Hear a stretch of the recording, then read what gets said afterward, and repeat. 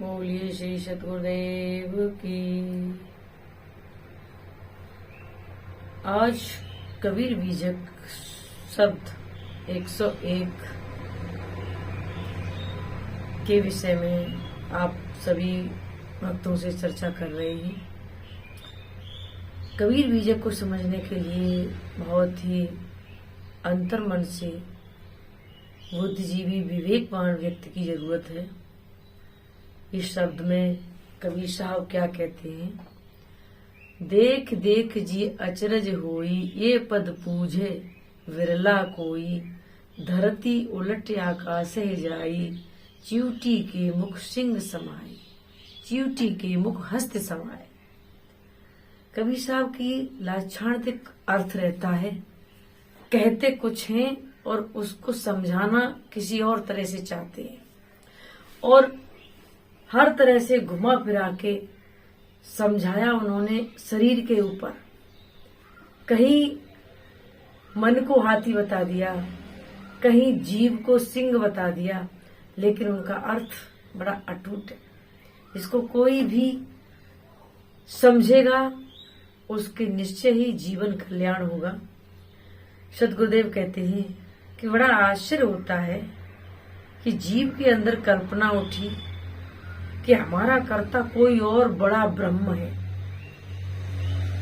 ये देख देख के बड़ा आश्चर्य हो रहा है और इस पद को बड़े बिरले लोग ही बूझ पाते हैं, समझ पाते हैं, उसका अर्थ निकाल पाते हैं कि हमारा कोई कर्ता है। ऐसी कल्पना को कर्ता बनाया और उस अपनी ही कल्पना बनाकर उस कल्पना रूपी ब्रह्म, ईश्वर, अल्लाह, खुदा को स्थापित किया और खुद उसके अधीन हो गए।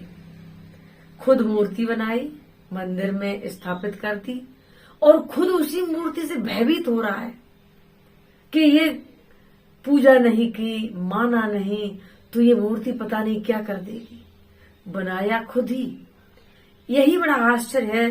हमारे साहब कहते हैं कि कल्पना रूपी कोई भी ब्रह्म बनाकर और खुद उसके अधीन हो गया है और वाणी से स्तुति करने लगा और उसी को गा गा के, स्तुति कर करके, वंदना कर करके, तारीफ कर करके थकता नहीं है। इस पद में सकल ब्रह्म, ईश्वर आदि की कल्पना मनुष्य ने अपनी वाणी से की और वाणी से उसी का बखान करने लगा। धरती उलट आकाशे जाई, च्यूटी के मुख हस्त समाई। सोई वाणी सुन सुन के धरती के जीव आकाश को चले। कोई योग करके, कोई नाना कर्म धर्म करके, कोई उपासना करके वो आकाश में कोई ब्रह्म है, उसमें लीन विलीन उसको प्राप्त करने के लिए अजीब अजीब खेल करते हैं कि धरती उलट आकाश से जाए। जैसे पृथ्वी आकाश की तरफ बढ़े, क्या बढ़ सकती है? पृथ्वी अपनी जगह है। वैसे ही इस जीव ने आकाश में कोई अपना ब्रह्म, ईश्वर स्थापित किया और वहां जाने की, उसको प्राप्त करने की उसके अंदर लालसा लगी। च्यूटी के मुख हस्त समाई। च्यूटी कहिए वाणी, कबीर साहब ने वाणी कही, हस्ती कहिए मन को। इस वाणी के मुख में मन समा गया। कहीं दास बना तो कहीं ब्रह्म बना और उन्मुक्त होके उन्हीं वाणियों में समाहित बना रहा। इस मन रूपी हस्ती को वो वाणी के द्वारा, अपने वक्तव्य के द्वारा, अपनी स्तुति इत्यादि के द्वारा उसमें समाना चाहता है, जो असंभव है। साहब की ये वाणी है। अगला पद है, विना पर पवन सो पर्वत ऊंचे, जीव जंतु सब वृक्षा चढ़े।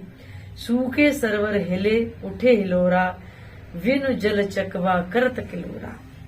बिना पर्वत, जो बिना पवन के जो पर्वत उड़े, पर्वत कहिए दोनों दीन, जो बिना पवन के उड़ रहे हैं। दोनों दीन में हिंदू भी आ जाते हैं, मुसलमान भी आते हैं, जो बिना पवन के और उड़ रहे हैं। सो बिना विचारे दोनों दिन कल्पना में उड़ रहे हैं। कल्पना रूपी पहाड़ उड़ा रहे हैं। जीव जंत सब वृक्षा चढ़े। वृक्ष कहिए ब्रह्म, ब्रह्म कहिए अनुमान कल्पना जो जीव ने अपनी लगा रखी है। और उस अनुमान रूपी कल्पना रूपी वृक्ष पर जीव अपनी कल्पना से चढ़ रहा है। सूखे सरवर उठे हिलोरा। सूखे सरवर कहिए शून्य। शून्य मतलब जहाँ कुछ नहीं है, और वहां की कल्पना कर करके नई नई वाणियां सुना सुना के लोगों को कि वहां ऐसा है, स्वर्ग में ऐसा है, नरक में ऐसा है, आसमान में वो ब्रह्म लटका हुआ है, उसको प्राप्त करेंगे। इन सब कल्पना रूपी वाणियों को कि सूखे सरवर शून्य में कुछ नहीं है और वहां ब्रह्म की कल्पना की है इस जीव ने, और वहीं की कल्पना में हिलोरे ले रहा, कभी सुख कभी दुख, कभी नई नई भावनाएं उठाता है। साहब कहते हैं और वो ब्रह्म कहीं नहीं है, विन जल चकवा करत किलोरा। जीव अपनी कल्पना से, जैसे वो अपने आंगन में कल्प वृक्ष की कल्पना कर ले और करता है, जबकि कल्प वृक्ष नहीं है, ब्रह्म कहीं नहीं है, ईश्वर अल्लाह दूसरा कहीं नहीं है इससे अलग। लेकिन वो कल्पना कर करके कभी सुखी होता है, कभी दुखी होता है। अब जैसी कल्पना कर लेता है वैसा जीव सुख, कोई भयवश दुख होता है, परेशान होता है, और कोई उसी की अच्छी कल्पना करके सुखी मान रहा है। अगले पद में कहा है, बैठा पंडित पढ़े पुराण, विनु देखे का करत बखान, कहे कबीर ये पद को जान, सोई संत सदा परवान। बैठा पंडित पढ़े पुराण, विनु देखे का करत बखान। पंडित विद्वान कोई भी अपने आप को विद्वान समझता है, पंडित समझता है, वो पुराण पढ़ रहा है। अब पुराणों को लिखने वाले हम तुम जैसे ही जीवधारी थे, उन्होंने अपनी कल्पना से जो लिख दिया, और बुद्धिजीवी पंडित उसको पढ़ के बिन देखे का करत बखान। न उस जीव का अनुभव किया, आत्मा का अनुभव किया, न सत्य का अनुभव किया, न आत्म सुख का अनुभव किया, बिना देखे के बखान कर रहे हैं। वेद शास्त्र पुराणों में सुन सुन के, पढ़ पढ़ के, और वही सुना रहे हैं। कहे कबीर जो ये पद को जाने, सोई संत सदा परवाने। जिसने इस पद का अर्थ समझ लिया और झूठी मान्यताओं से निकल गया, झूठे पूजा पाठ आडंबर नेम व्रत धर्म पुराण शास्त्र इनको पढ़ के उन्हीं पढ़ी हुई बातों पे मान गया, खुद अनुभव नहीं किया, खुद प्रैक्टिकल नहीं किया, साधना में नहीं उतरा, खुद देखा नहीं, खुद अनुभव नहीं किया, खुद लौट के कि पानी में मीन प्यासी, मोई सुन सुन आवे हासी। उल्ट की जब चाल चलती है तब मीन के अंदर पानी जाता है।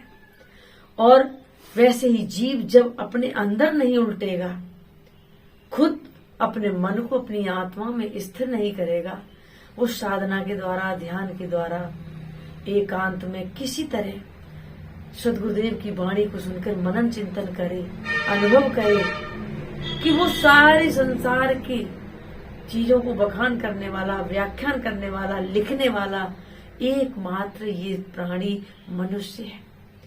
तो मनुष्य के अंदर जीव है, जिंदा है, जो हमेशा जिंदा रहे, जीव है। तो जीव से बड़ा कुछ नहीं है। लेकिन इस जीव ने अपनी अज्ञानतावश अपने कर्मों को छुपाने के लिए, कर्मों के भोग से भयभीत होने के लिए उसने एक नया ब्रह्म, ईश्वर, अल्लाह, खुदा आसमान में निर्मित कर दिया है, और उसी से भय मानकर रात दिन उसी की झूठी पूजा में लगा है। जो जीव सदगुरुदेव से ज्ञान प्राप्त कर अपने अंदर लौटकर देखने लगा, समझने लगा, उसी का कल्याण है। तो कबीर बीजक की इस 101वें शब्द की जो साहब ने व्याख्या की है, उसी को समझकर अपने जीवन में उतारकर आप सभी भक्तों को सुना रहे हैं, और उम्मीद करते हैं कि आप उसको मानोगे, सुनोगे, समझोगे। बोलिए सतगुरु श्यामल साहेब की जय। बोलिए सतगुरु कबीर साहब की।